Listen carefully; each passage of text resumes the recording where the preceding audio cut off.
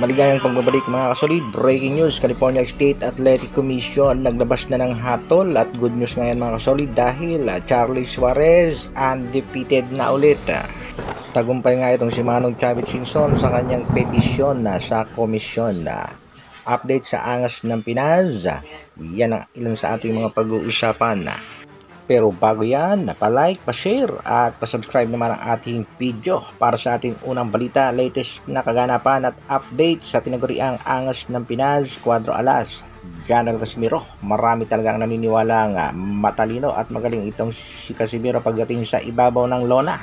Kaya marami naman ang nanghihinayang kung bakit hanggang sa kasalukuyan ay wala pa ring laban.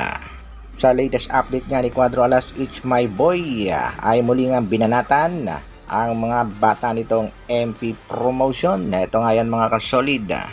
Ayon nga kay Cuadro Alas, It's My Boy, isang laban ko katumbas ng 10 laban nila. At makikita nga natin dyan ang mga MP boxers na gumapang.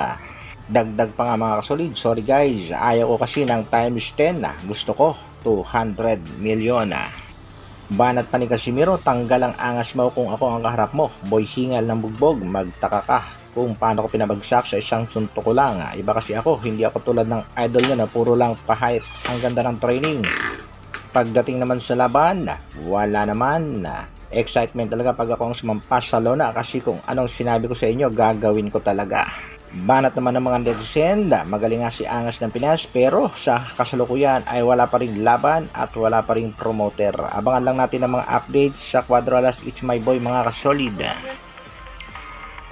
Sa kabilang balita naman mga kasolid, good news, ang pag-apela nga ng kampo nitong si Charlie Suarez, particular na ang kanyang manager na si Chavit Singson. Yun nga ipatungkol sa naging laban ni Suarez kontra dito kay Emmanuel Navarrete, na nauwi nga sa technical decision matapos itigil ng referee ang laban at in favor yan ni Baquero.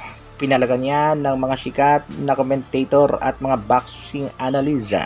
Kitang-kita naman daw mga kasolid na talagang dapat ay panalo itong si Charlie Suarez at naglabas na nga ng hatol ang komisyon. Suarez versus Navarrete declare no contest by SISAC. Bagamat no contest ang naging hatol ng komisyon mga kasolid, ay masasabi nating panalo pa rin ang ating pangbato dahil nananatiling undefeated at nagutos kaagad dyan mga kasolid ang WBO para sa kaagarang rematch kontra Emmanuel Navarrete. Kaya abangan lang natin mga kasolid ang mga latest na magiging kaganapan sa sinasabing rematch sa pagitan ng ating pangbatong si Charlie Suarez kontra naman sa pambato ng Mexico na si Emmanuel Navarrete. Ayon nga dito kay Bob Arum, maikakasa niya ang rematch sa Pilipinas. Pero wag natin munang asahan mga kasolid ang sinasabing rematch sa pagitan nga nitong si Charlie Suarez kontra kay Emmanuel Navarrete dahil sa latest na naging pahayag nitong si Emmanuel Navarrete, posibleng umakyat na siya sa sunod na dibisyon na tila iiwasan ng ating pangbatong si Suarez. Once again, congratulations kay Charlie Suarez, undefeated Pinoy boxer, at abang-abang lang tayo sa mga latest na kaganapan sa kampo ni Casimiro. Hanggang dito na lang muna mga kasolid. Maraming salamat sa patuloy na pagsuporta at panonood. Pa-like, pa-share at pa-subscribe sa ating munting channel. Brrrr.